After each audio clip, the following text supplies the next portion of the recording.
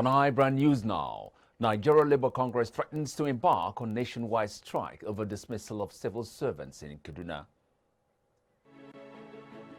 Less than 24 hours after bandits launched attack on military camp in Zagzaga community, Nigerian army shuts down its camp in the community. Russia's defense ministry begins returning of troops from next Crimea to their permanent bases. In business, Bitcoin, other cryptocurrencies suffer heavy losses.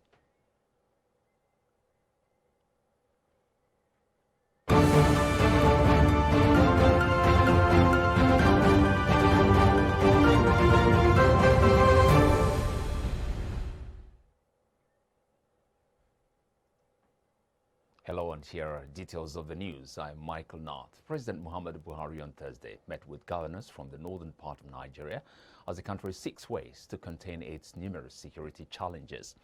The governors were led to the meeting by the Plateau State Governor and the chairman of the Northern Governors Forum, Simon Lalong, and were also joined by the Chief of Staff to the President, Professor Ibrahim Gambari, during the meeting held at the Presidential Villa in Abuja. According to the governors, the meeting was convened to review the region's security situation and seek ways to address it. They also pledged to work with the federal government in a bid to tackle the issue, which they described as stifling development in the region. The president, however, gave orders to the military to ensure that in a few weeks' time, the nation must experience a difference. The Nigeria Labour Congress has threatened to embark on a nationwide strike over what it describes as unlawful dismissal of civil servants by the Kaduna State Governor, Nasir El-Rufai. NLC President Ayuba Waba disclosed this at a news conference in Abuja after a meeting of the Central Working Committee. He said all members of the NLC will down tools nationwide for 5 days in the first instance, and when nothing is done by relevant government agencies, the workers' union will think of the next line of action. Waba explained that the union's plan for a nationwide strike over El-Rufai's action is predicated on the assumption that the governor is having support from other states and the federal government. The Working Committee has decided and also recommended to the National Executive Council that Labour will withdraw all services from either public or private from all sectors of the economy for 5 days in the first instance. Speaking further, the NLC president said the action was taken as a last resort due to all the communications that were written on the issue to the Kaduna State government and were yet to receive any attention. Now, despite the partial reopening of operations by the Lagos chapter of the Judiciary Staff Union of Nigeria, JUSUN, courts in the state will remain shut. Thus, as according to the national body of JUSUN, which declared a nationwide strike on April the 6th over the refusal of state governors to implement the financial autonomy for the judiciary as a third arm of government. JUSUN's counter-directive comes hours after the Lagos State chapter of JUSUN said it had relaxed its strike rules to allow for clearance of backlogs, reading of judgment, and decongestion of prison occasioned by the COVID-19 pandemic and the EndSARS protest.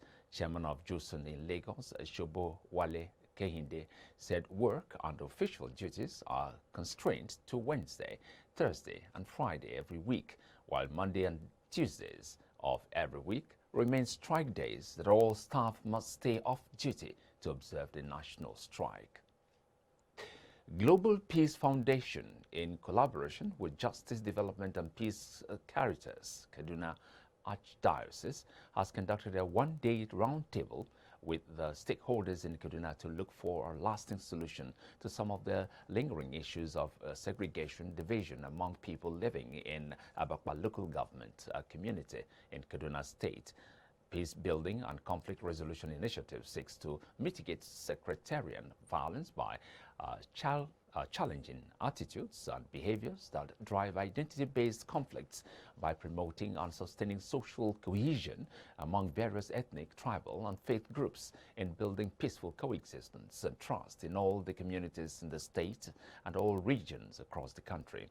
Speaking at the event, the in the Kaduna, the country coordinator, Reverend Dr. Joseph Hayap, says the meeting is aimed at fostering unity and dispelling fears among Christians and Muslims, as well as breaking down walls of hate and mistrust among the local populace community to continue to promote and sustain peace in Abakpa community and the state in general. Peace cannot be overemphasized. Peace is key to so many developments. In fact, without peace, there cannot be development anywhere. And so looking at the Abakwa local community, you discover that in time past, they have lived as brothers and sisters. Things have gone so well that the question of religion or tribe or race, did not even arise. They saw themselves more as a family, as a community, but with time, all of these things changed. And now, if you come to this community, it has become more like a sorry state. That brotherhood is not there. The level of suspicion has heightened. And so, for me as a person, it is not something that should be. If we see ourselves as community, as brothers and sisters, there is need for us to come together and ensure that people out there are able to see this brotherhood in us. So what informed this is because of the level of suspicion that we have seen in this community and how the community seemed to be somewhat deserted. It is not like before. We want a situation where this community will come to be like before, a lively community, where people don't bother about religion or tribe, people don't bother about sentiments or biases, and people live as family. So Kaduna generally needs a restoration of peace in all communities. We are working to see that areas where people of faith run away because of insecurity should be able to go back. Areas people of certain tribe run away because of insecurity, they should be able to go back. Kaduna will not enjoy peace and progress unless we restore that integration that we were having before, that togetherness that we were having before. But when people live in division, when people live in segregation, when people live in isolation from others, the chances is that they begin to suspect one another, and then the enemy will use that. So people live and have distrust among themselves, division will come. When people live and allow themselves to be instigated by others, division will come. When people live and also are being exploited on political reason, division will come. But the famous or the most serious problem of Nigeria is hunger is helping to expand the division. Poverty is helping to expand the division. And illiteracy is also helping to expand the division, because when people are ignorant of faith, ignorant of how life's supposed to be, someone will just manipulate their ignorance and tell them what is not true about the other person, and they start looking at the other person as an enemy, not knowing that everything the other person said was for his own personal interest. Is to restore peaceful coexistence to this very beautiful and historic community of Abakwa. Hitherto, the people were living peacefully with one another regardless of any social leaning. But previously, there were some skirmishes. So that is why we have gathered today, so that such skirmishes could be mitigated. In furtherance to that, foreign and also internal investors can equally come to the community and invest if they have realized that peace has fully Civil society organizations in Nigeria have asked the federal government to come up with a structure that will show transparency and accountability in the management and utilization of COVID-19 emergency relief funds received to cushion the effects of the coronavirus pandemic. Speaking in Abuja, the CSOs claimed the government received about $5.6 billion as intervention from both domestic and foreign donors, which has not been adequately accounted for. In loan that have been collected both from IMF and other multilateral, but we've not seen a clear-cut strategy from government on how this loan will be paid. And as a young man particularly, I'm much more concerned, because I know that this is some loan that my generation would pay back for when some of these old politicians are older. As much as we're talking about repaying back loans, How is the government of the day using this loan? Because when you go to the grassroots, a lot of citizens will tell you that they only hear about palliative from radio and TV, but on the ground, there's nothing happening. And you've even seen reports that have been highlighted today. Some of the people who were beneficiaries of the homegrown school feeding program or even the conditional cash transfer had a shortfall. We've done our findings, so we found that palliatives and support to people were heavily politicized. We found that the presence of middlemen also shortchanged the beneficiaries in the process. We also saw gross inadequacy of some of this support. When you have like a large community and you put 5 bags of rice and 2 cartons of milk, and you think that can go around up to like 4,000 people. That's, situations like that happen. So we also want the government to appraise its palliative mechanisms to say, what's the adequacy of this, and how can we better structure this so that we can remove middlemen and elements of corruption that we have seen. With all of the funds received in the fight of COVID-19, there have been several calls by the civil society for transparency and accountability in the distribution of these funds. Giving the citizens access to data, which will reflect the funds received, the channels through which they are disbursed, down to who the recipients of the funds.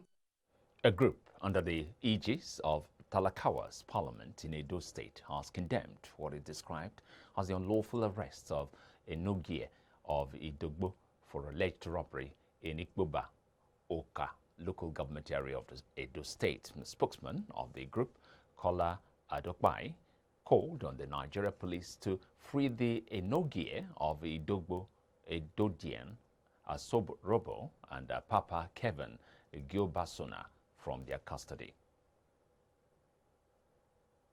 Police over the issue that happened at the Idogbo community.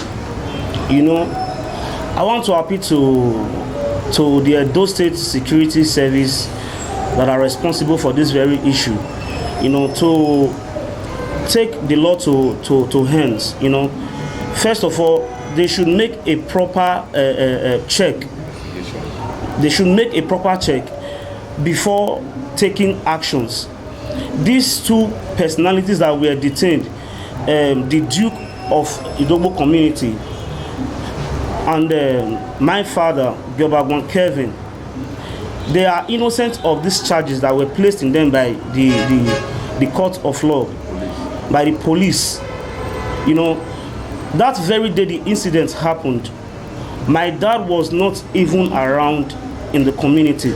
It's ironic that some politicians have bring our traditional institution so low that to say the Enogie of Idogbo community went for armed robbery to steal 40,000 naira.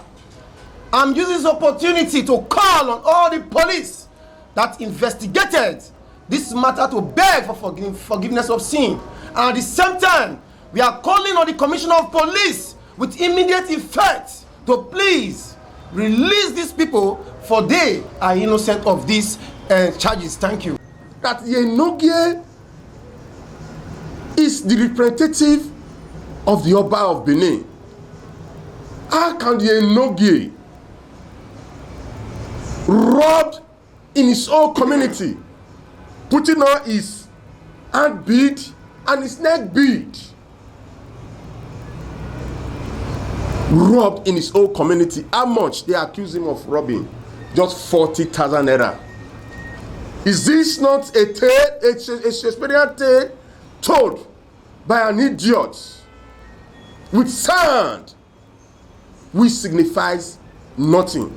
This charge was packaged by the police just to allow those people to suffer.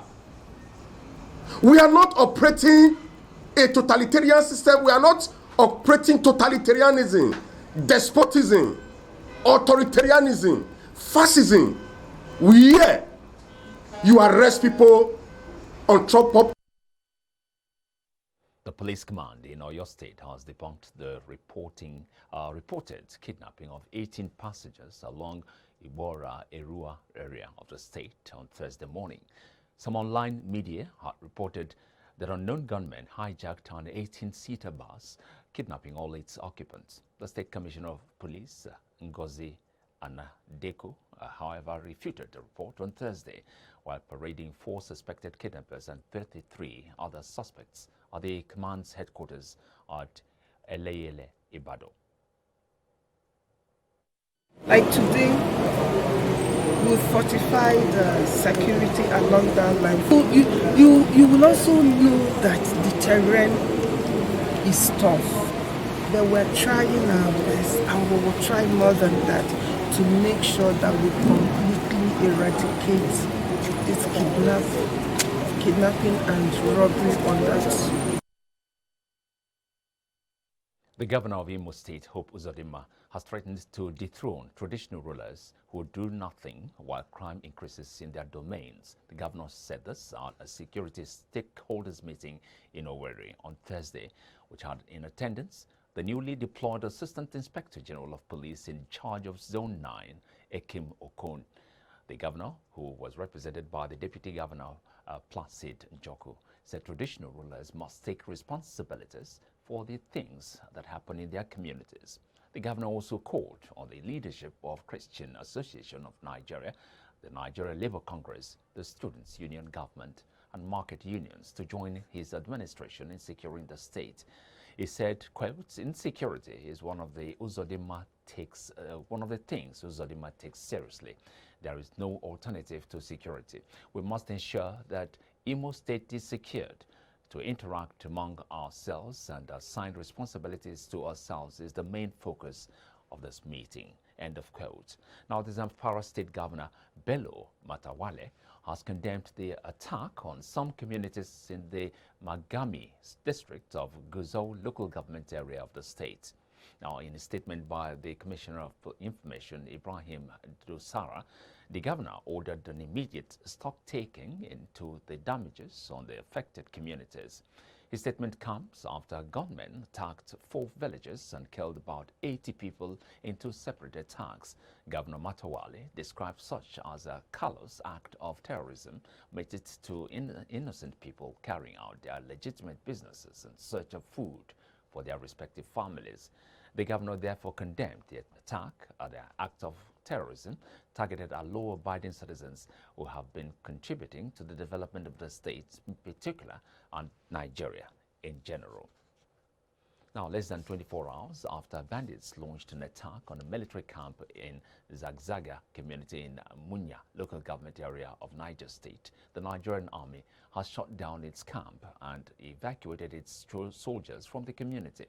The army, supported by the youths in the community, has equally begun a search for one missing soldier after the attack. On Wednesday morning, about 60 bandits invaded the military camp in the said community and engaged soldiers in a gun battle. Even of some of them, bandits were said to have been seriously injured. None of the soldiers was injured in the attack. A source close to the community said a few hours after the soldiers moved out of the community in what the secretary to the state government, Alhaji Ibrahim Matane, said was a tactical withdrawal, the bandits had launched coordinated attacks on some communities in the area.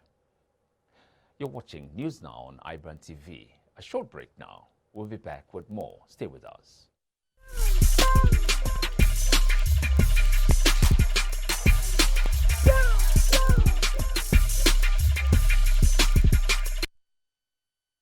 Fresh from the farm, it good for body. No chemical at all, this na real banga. No more wahala or pandy washi. Just put on for fire and your food is ready. Everybody follow me chop banga, hey banga, oh. Make you follow me chop banga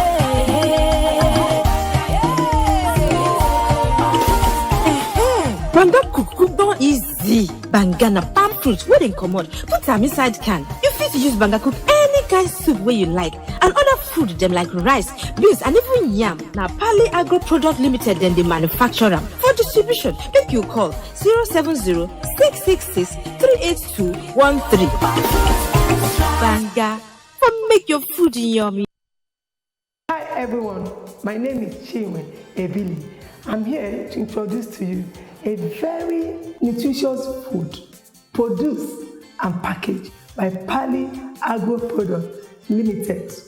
For this reason, the market has increased in stock. What are we talking about? True unripe plantain flour. It contains iron, fiber, vitamin B6, which helps your digestive system. Take a close look.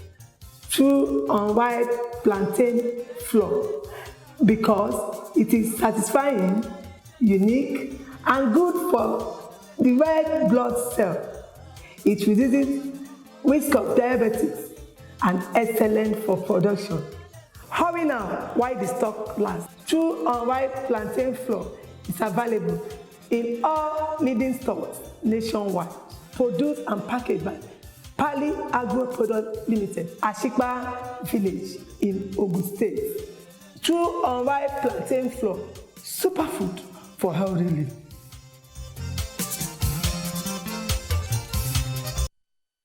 You're watching the news now on here, and we're now kicking off with Africa news. Chad will bury veteran ruler Idris Deby into on Friday as concerns mount all over the loss of a linchpin in the fight against jihadism in the Sahel and uncertainty over the country's democratic future.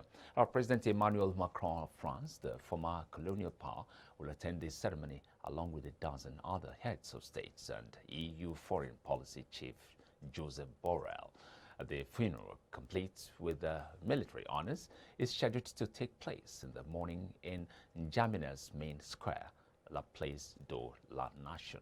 The ceremony is to be followed by prayers at the capital's Grand Mosque, after which Deby is to be laid to rest alongside his father in the village of Amjaras, next to his birthplace, Berdoba, in the far east of the desert country near the border with Sudan. Chad, with a well-respected fighting force, is central to the West's fight against jihadists in the Sahel, where myriad Islamist extremist groups operate. Ghana has become the first country in the Economic Community of West African states to deploy a system for digital verification of COVID-19 PCR test results. The system, which is based on the African Union Trusted Travel and ECOWAS biomass standard, is being implemented by the Ministry of Health through the Ghana Health Service. This is expected to provide an ease of verification prior to travel and upon arrival in the country, and also help stop the circulation of fake test results, which could damage the country's effort against the spread of COVID-19 through imported cases. A statement issued by the Minister of Health, Ikwaku Agiaman Manu, revealed that the technology platform is powered jointly by the Ghana Health Service and the Panabios Consortium. Foreign news now. Indonesia to restrict foreign travelers from India over COVID-19 variant. Indonesia will stop issuing visas for foreigners who have been in India in the past 14 days to prevent the spread of different coronavirus strains, a government minister said on Friday. India is facing a health crisis, including the impact of a double mutant strain of COVID-19 within the country, posting the world's highest single-day increase in cases on Friday for a second day, surpassing 330,000 infections. Now, at least 130 migrants feared drowned in Mediterranean as capsized boat bodies found. A search in the Mediterranean Sea for boats packed with migrants has found 10 bodies floating near a capsized rubber boat that was believed to have been carrying 130 people, the French humanitarian organization SOS Méditerranée said. Another wooden boat was still missing, with about 40 migrants aboard, a spokesman for SOS Méditerranée said on Friday. The civil hotline alarm phone had reported 3 boats were in distress on Wednesday, prompting SOS Méditerranée to launch a search in very rough seas with up to 6-meter waves, the non-government organization said in the news release issued earlier. 3 merchant vessels helped the charity's own rescue ship ocean Viking a search for the boats in international waters northeast of Libyan city of Tripoli, the capital. Russia's defense ministry said on Friday it had begun returning troops and military units from annexed Crimea to their permanent bases following a huge build-up near Ukraine's border that had raised concerns in Kyiv and the West about the risk of war. Russia announced on Thursday it had completed a snap inspection of military drills in its south and west after weeks of tensions with the West over its concentration of tens of thousands of troops near Ukraine. Ukraine gave a guarded welcome to the troops drawn down. If Russia really pulls back from the border with Ukraine, the enormous military force it has deployed there, this will already ease tensions, Foreign Minister Dmytro Kuleba said in a statement. Up next is sports with Jidechi.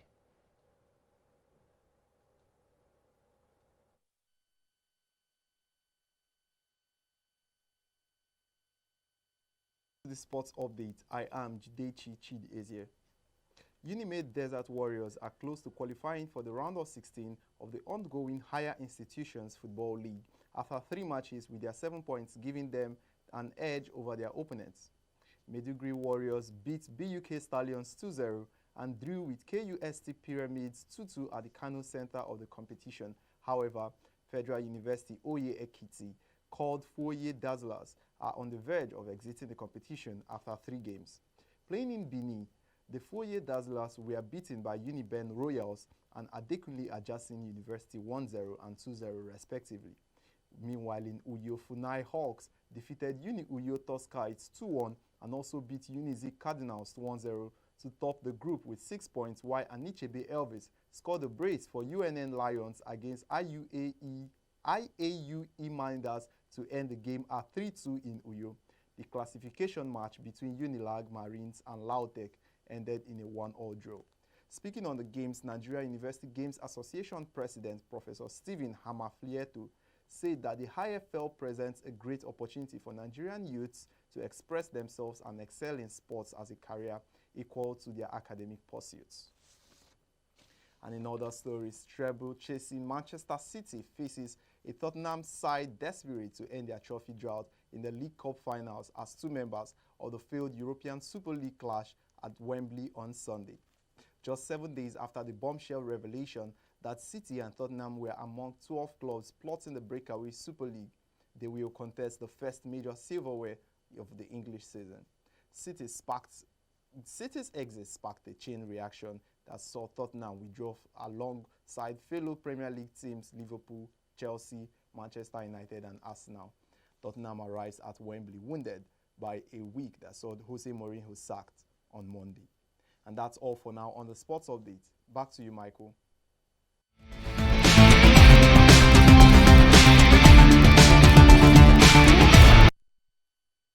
Thanks very much, Jidechi. Back to the rest of the news. Business news now. Bitcoin sinks below $50,000 as cryptos stumble over bidding tax plans.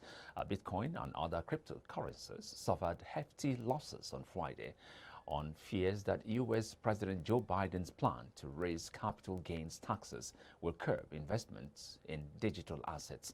The sell-off came after reports that the Biden administration was planning a raft of proposed changes to the U.S. tax code, including a plan to nearly double taxes on capital gains to 39.6% for people earning more than $1 million. Now, Bitcoin, the biggest and most popular cryptocurrency, has slumped 7% to $48,176, falling below the $50,000 mark for the first time since early March, while smaller rivals, either an XRP, fell around 10%. The Gas Development and Commercialization Program of the Nigerian National Petroleum Corporation received a boost Thursday with the execution of the oil mining lease 143 gas development agreement by the NNPC and its partner, Sterling Oil Exploration and Production Company. A statement by the Group General Manager, Group Public Affairs Division, Dr. Kenya Obateru, disclosed that the project would boost the nation's gas production by 1.2 trillion cubic feet. Speaking at the gas development agreement signing ceremony held at the NNPC Towers, Abuja, the group managing director of the NNPC, Malam Melekere, said the gas commercialization strategy of the corporation was a sync with the federal government's national gas expansion program, adding that the gas from the project would be processed at the Ashtavaniyak Hydrocarbon Limited, 125 million standard cubic feet of gas per day gas plant located at Kwale, Delta State. On his part, the group managing director of SIPCO, Mr. Tony Chukwueke, said the OML 143 GDA is a major milestone for the country because it was the first agreement in Nigeria that fully separates gas development from oil production, noting that the agreement arrangement will enable holistic development of the gas potential in block. He further explained that the GDA was a significant step as it was the first of its kind to expressly include terms that encourage the contractor to be effective in its cost management, thereby passing on significant revenue to the federal government, NNPC, and other stakeholders. The gas development agreement is required pursuant to the production sharing contract obligations to set out the terms for the development of the 1.2 TCF non-associated gas oil block by SIPCO, which is the contractor, where the NNPC is in the concessionaire. And that's news now on iBrandTV. Thanks very much for watching. I'm Michael Nath.